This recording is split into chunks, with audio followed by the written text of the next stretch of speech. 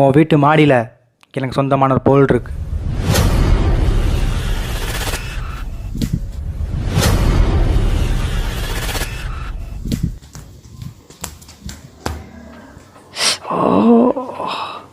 உன் குழந்தைய நான் தான் தூக்குனேன்.